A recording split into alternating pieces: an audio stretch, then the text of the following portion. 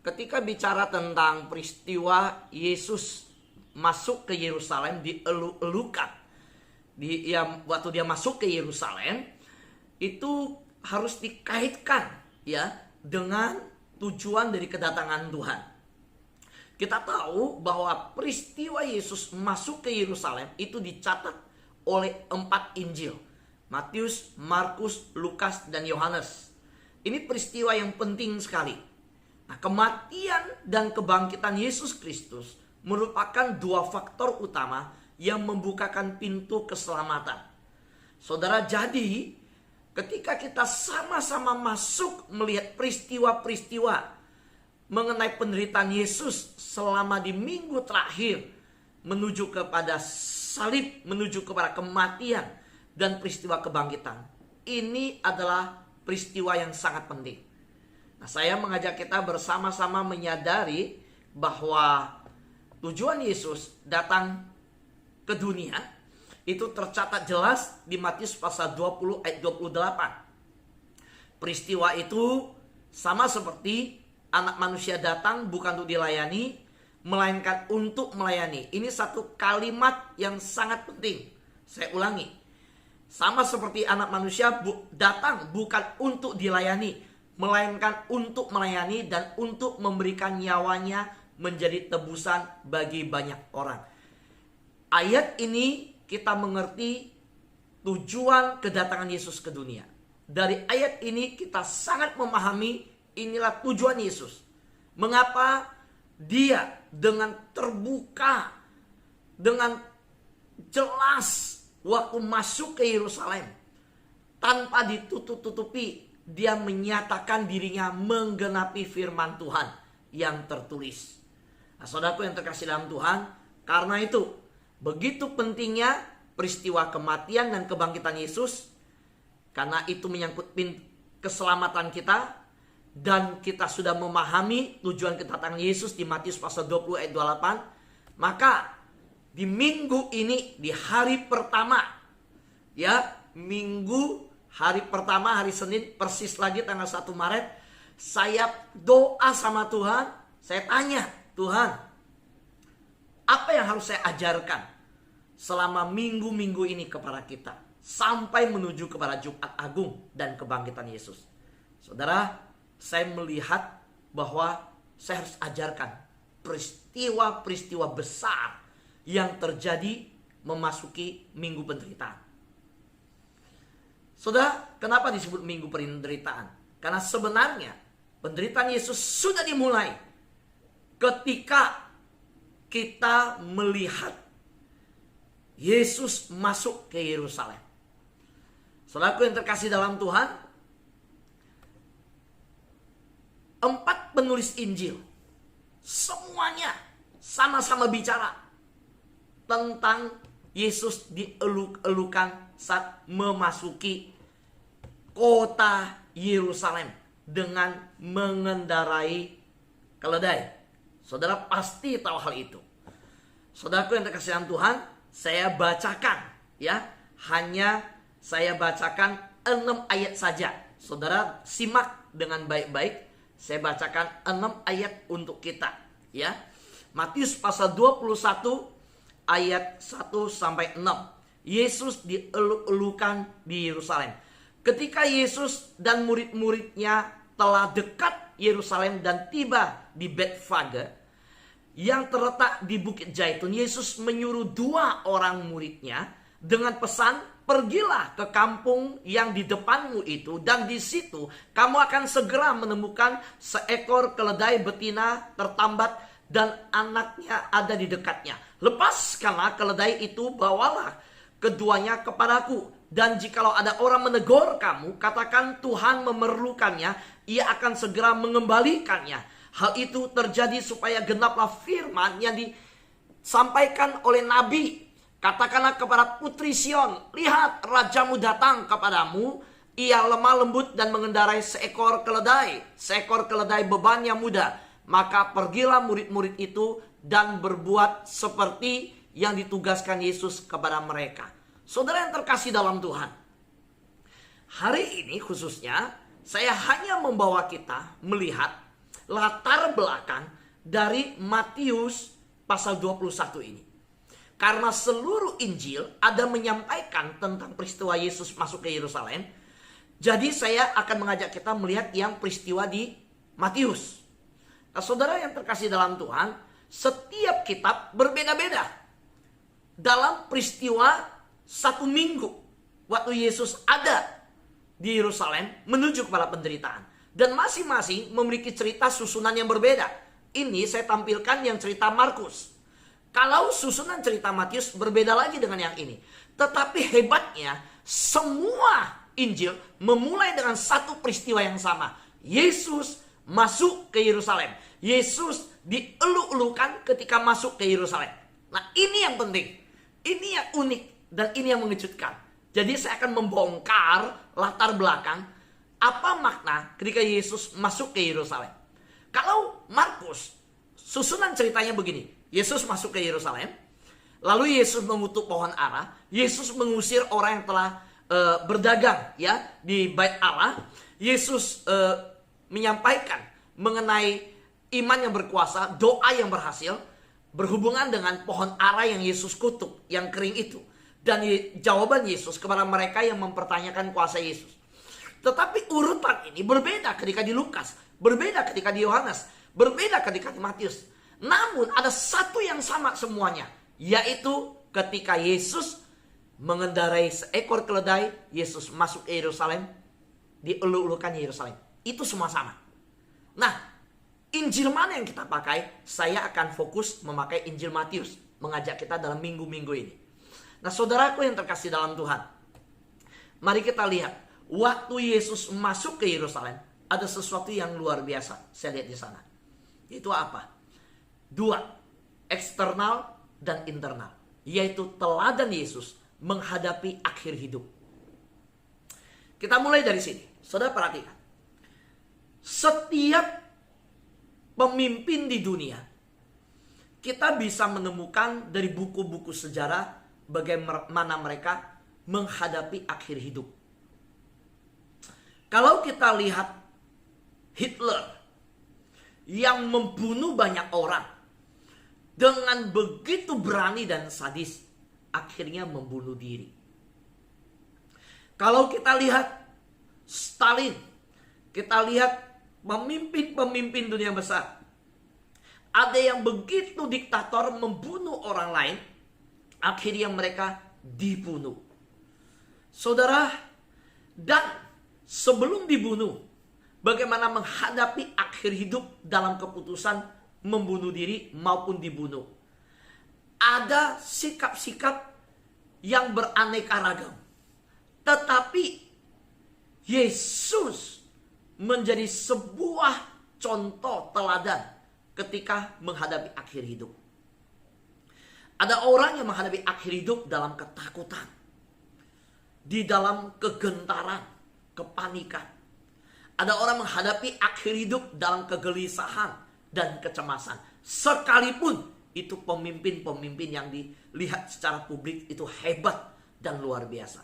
Tetapi kalau kita lihat akhir hidup daripada Yesus, Yesus menurunkan teladan yang luar biasa.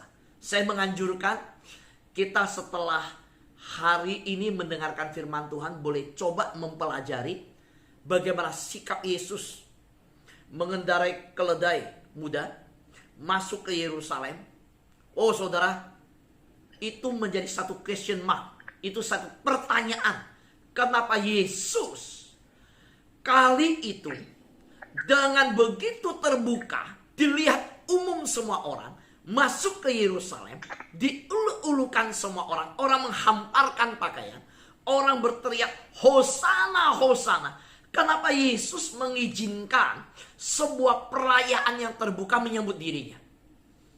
Saudara, kita membaca Alkitab, menemukan Yesus dengan mengizinkan peristiwa terbuka, orang-orang berseru-seru tentang dirinya. Di peristiwa Yesus masuk ke Yerusalem, bahkan Yesus mempersiapkan diri. Yesus minta murid-murid sengaja biarkan orang melihat kedatangannya. mengumumkan kedatangannya. Nah saudara, ini teladan yang saya lihat sebenarnya sengaja diberikan Yesus ketika menghadapi akhir hidupnya. Yesus tahu salib menanti di depan. Yesus tahu bahwa peristiwa Hosana, Hosana yang diteriakkan akan berganti teriakan salibkan dia, salibkan dia. Nah mengapa Yesus yang tahu semua ini mengizinkan dirinya mempertontonkan kepada begitu banyak kumpulan orang. Bahkan Yesus memberikan kumpulan massa yang besar menanti dia. Karena kumpulan massa besar itu akan menggoncangkan ahli-ahli Taurat. Kumpulan massa yang di jalanan, yang begitu antusias menyambut Yesus, sang pembuat mujizat masuk, akan memberikan berita yang besar kepada ahli-ahli Taurat dan Farisi. Dan ini akan menjadi pertentangan yang besar. Nah mengapa Yesus yang sudah tahu akan ditangkap, yang tahu akan disalibkan, mengizinkan itu semua? Saudara, Yesus mengizinkan ini semua supaya akhir hidupnya dia memberikan sebuah keteladanan eksternal. Apa? Secara eksternal Yesus mau tunjukkan kepada ahli Taurat, mau tunjukkan kepada Farisi, mau tunjukkan kepada dunia, dan tunjukkan kepada saudara dan saya hari ini bahwa Yesus tidak takut, tidak gentar atau panik dengan kekuasaan, dengan kedengkian musuh-musuhnya di Yerusalem. Yesus tidak takut dengan kekuasaan ahli Taurat, dengan kekuasaan imam-imam kepala bait Allah. Yesus tidak takut menghadapi itu semua. Yesus tunjukkan dia berani menghadapi itu semua. Nah ini pemimpin, ini leadership yang perlu dicontohi. Yesus buktikan itu secara eksternal, terbuka. Yang kedua, secara internal, Yesus nyatakan kepada murid-murid yang sudah diajarin terus-menerus bahwa saya akan menderita, saya akan disalib, anak manusia akan mati, 3 hari akan bangkit. Anak manusia akan hadapi penderitaan. Murid-murid sudah dikasih tahu clue-cluenya. Saudara, maka secara internal Yesus buktikan ke murid-murid, Yesus tidak gelisah, tidak cemas. Yesus tidak digelisahkan, tidak dicemaskan dengan pikiran-pikiran mengenai penderitaannya yang semakin dekat. Ini sikap memikirkan diri sendiri yang dibuang, diajarkan kepada murid-murid. Lihat murid-muridku, aku tidak memikirkan diri sendiri, tidak ada sikap memikirkan diri sendiri, tidak ada gelisah, tidak ada yang perlu dicemaskan. Yesus secara internal, murid-murid perhatikan bagaimana Yesus begitu berani menyatakannya. Saudara nanti lihat pada waktu di Taman Getsemani, sikap yang cemas itu pun dikalahkan dengan satu kalimat, jadilah kehendakmu. Nah saudara, hari ini semua kita suatu hari kita tahu akan menghadapi akhir hidup. Kita juga akan melayani orang yang menghadapi akhir hidup. Saudara, kita juga semua punya pengalaman melihat orang mengakhiri hidup. Nah, bagaimana sikap kita belajar dari ini semua? Saudara, kalau kita punya relasi yang dekat dengan Bapa, kita punya ketenangan yang luar biasa. Saudaraku yang terkasih dalam Tuhan, Yesus sudah memberikan teladan ini. Saudara, saya ngajak kita melihat 4 hikmat dari cara pelayanan Yesus. Ketika dia masuk di dalam teladan yang diberikan menghadapi akhir hidup, kita tahu dia terus melayani. Kalau saya renungkan cara Yesus melayani, saudara, saya kaget saudara. Keledainya keledai pinjaman, perahunya perahu pinjaman waktu dia melayani di laut. Waktu dia perjamuan terakhir, ruangannya ruang pinjaman. Waktu dia dimakamkan dengan kuburan pinjaman. Saudara, saya tidak lihat Yesus sebagai pelayan yang punya kemewahan, saudara. Saya nggak lihat Yesus dengan baju yang bermerek, ya harus style, saudara. Saya tidak lihat Yesus itu harus punya kendaraan yang difoto, dipamerkan di Instagram dengan yang bermerek, saudara. Yang sepeda yang 100-an juta, yang hebat, yang jam tangan yang hebat. Enggak loh. Nah saya bingung kalau pelayan-pelayan sekarang itu punya branded waktu dalam pelayanan yang sedemikian ditampilkan. Ini hikmat pelayanan dari siapa yang dipelajari? Kalau Yesus, enggak saudara. Saudara, kalau kehidupan Yesus dalam pelayanan justru semua pinjaman saudara. Dipinjamkan saudara. Yesus berkata bahwa anak manusia tidak punya tempat untuk menaruhkan kepalanya. Tidur aja tidak punya tempat. Dibanding serigala aja punya tempat. Serigala aja punya liang. Anak manusia tidak punya. Nah ini hikmat. Bagaimana kerendahan hati, bagaimana kesederhanaan pelayanan, kok ditinggalkan di zaman sekarang oleh para pelayan Tuhan. Duduk pelayanan pesawat harus first class. Pergi pelayanan dalam hidup harus dengan yang terbaik. Beli barang harus terbaik. Lupa ya. Ini pelayan Tuhan lupa. Yesus itu tidak sedemikian. Yuk saudara, saya ajak sahabat doa. Dan semua yang mendengarkan firman Tuhan. Dengar baik-baik. Tuhan yang kita sembah. Yang kita katakan aku bangga punya Tuhan yang sedemikian. Memberikan teladan kerendahan hati dalam pelayanan. Yang gak memiliki, dia yang memiliki langit dan bumi. Waktu datang pelayanan, gak memiliki satu perahu pun kok. Gak memiliki saudara. Ruangan waktu perjamuan terakhir itu pun dipinjam. Enggak punya kok. Kenapa sekarang dalam pelayanan kita menuntut? Saya ingatkan, kalau kita mengaku kita pelayan Tuhan, diaken, majelis, pelayan pemusik, pelayan mimbar, pelayan guru sekolah minggu, hamba Tuhan, siapapun kita. Ingat, sampaikan kepada jiwa kita.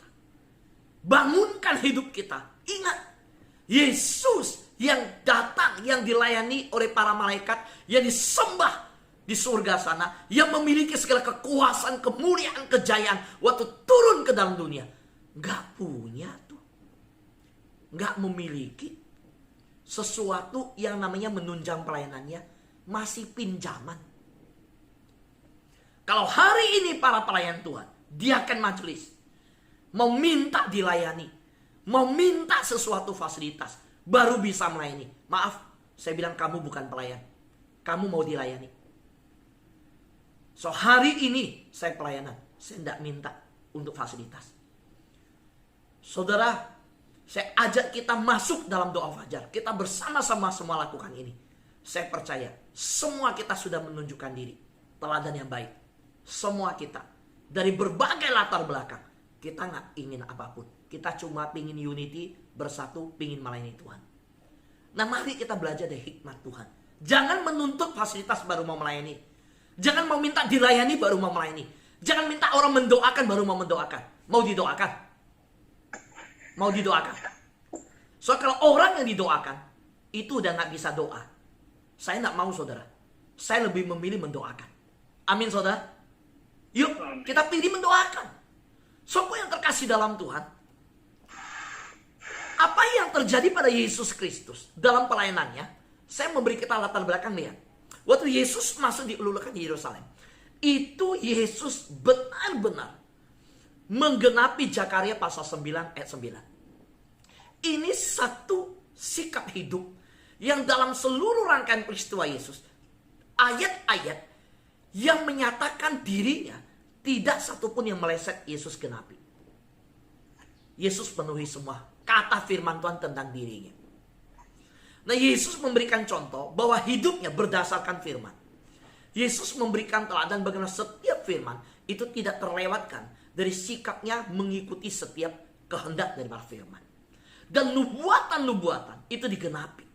Nah kita bertanya, kalau sekarang hidup saya kan beda dengan Yesus. Yesus dinubuatkan, Yesus genapi. Kalau saya gimana? Saudara, kita punya pegangan firman yang tertulis hari ini.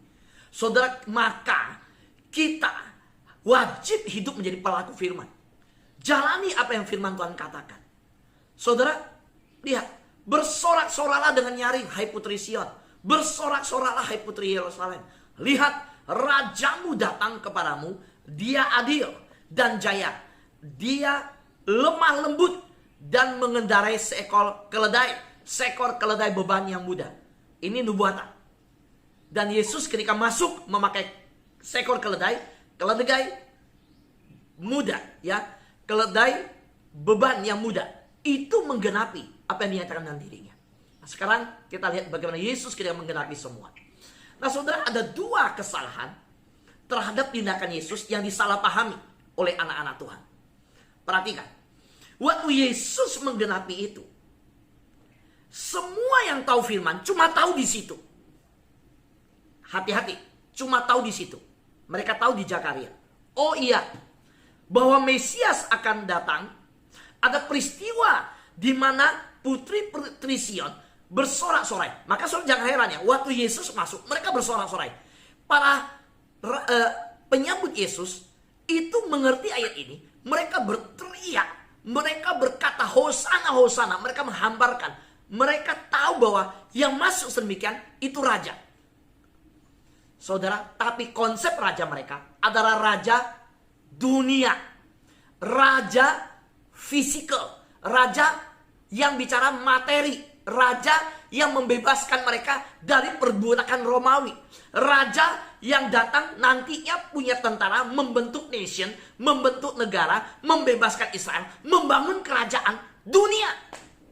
Mereka taunya ayat ini, Zakaria, dalam konsep itu. Sedangkan Yesus masuk menggenapi ini bukan membawa konsep kerajaan dunia. Bukan membawa konsep raja yang menegakkan kerajaan Israel secara fisik. Hati-hati. Makanya anak Tuhan kalau tahu ayat firman Tuhan separuh-separuh bahaya, saudara. Loh, kok pendeta Fu bisa bilang bahaya? Loh, ini buktinya. Mereka tahu di sini. Lalu apa yang terjadi? Lihat. Ya, lihat. Ayat ini yang terjadi pada tindakan Yesus. Kejadian yang Yesus lakukan ini, mereka salah pahami. Waktu Yesus masuk, mereka ingat firman kejadian Yesus yang membangkitkan Lazarus. Saya bacakan dua ayat ini.